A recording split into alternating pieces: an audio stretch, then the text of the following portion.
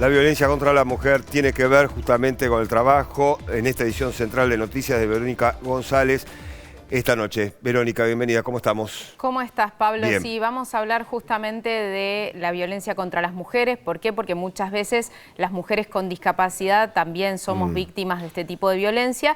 Y vamos a hablar de un tipo muy especial que está tipificado en la ley 26.485, que es la que está vigente en nuestro país para prevenir y sancionar la violencia contra las mujeres, que es la violencia contra la libertad reproductiva. En este tipo de violencia se enmarcan las esterilizaciones forzadas. Exacto. ¿Por qué hablamos de esto? Bueno, porque hasta hace poco estaba permitido que se esterilice a las mujeres con discapacidad con el consentimiento de un familiar, es decir, sin su consentimiento, ¿no? Imagínate una mujer que quiere tener un hijo y que va al médico y se entera que en el marco de una operación de vesícula o de apéndice Sí, claro, la esterilizaron. no va a poder ser madre. Así tal es, cual. Y nadie le dijo, nadie le explicó y no dio su consentimiento. Ese tipo de situaciones han llegado a la Red por los Derechos de las Personas con Discapacidad, la Red, que es una organización de discapacidad y derechos humanos. Esta organización, junto con FUSA Asociación Civil, ejecutó un proyecto que se llamó Desear con Inclusión, y una de las acciones fue reformar esta ley. Bueno, esto recordaba su presidenta, Gabriela Troiano, que ella fue diputada también. Ella presentó un proyecto para reformar esta ley, no pudo, ese proyecto perdió estado parlamentario, pero estando en Redi sí eso se logró con una coalición de organizaciones. Conversamos con Gabriela Troiano y también con Paulina Bravo Guzmán. Ella es abogada de la Corporación de Asistencia Judicial en Chile. ¿Por qué? Porque estas situaciones también ocurren en el resto de Latinoamérica. Bien, vemos las notas entonces, Dale, Vero, a ver. las vemos. Las organizaciones de la sociedad civil, FUSA y Redi, que estaban en un proyecto de Desear con Inclusión de derechos sexuales y reproductivos. En el último año de este proyecto, que duró 3 años, se propusieron conformar una coalición donde una de las propuestas era que se aprobara el proyecto de las esterilizaciones con consentimiento de las personas con o sin discapacidad.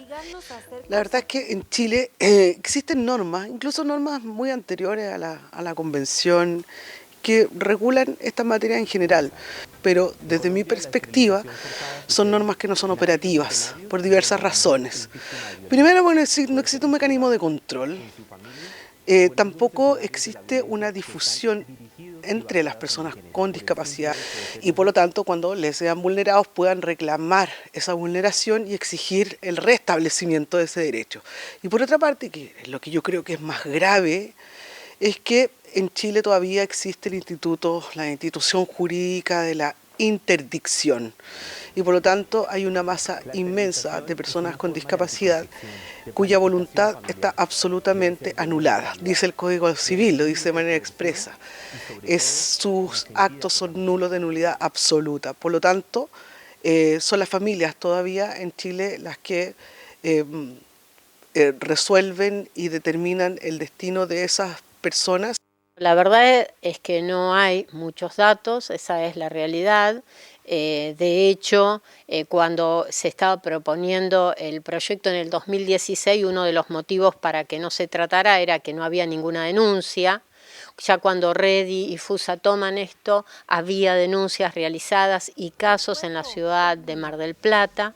Si bien esto no lo podemos conocer, sí es cierto que se tuvo mucha visibilización y esto hace que los mismos profesionales de la salud, antes de esterilizar a una persona, están en conocimiento que deben darle el consentimiento informado y que tienen que, por supuesto, estar con un lenguaje accesible según la discapacidad de la persona, ¿no? Y sin duda, Vero, la importancia de difundir justamente estas situaciones, ¿no? Así es, Pablo, no alcanza con que la ley no permita las esterilizaciones forzadas. Es importante que los médicos implementen mecanismos de accesibilidad para que la persona pueda firmar el consentimiento informado y que tenga los apoyos que necesite, pero que sea la persona la que da consentimiento para una práctica tan personalísima como es justamente una esterilización. Verónica González, muchas gracias.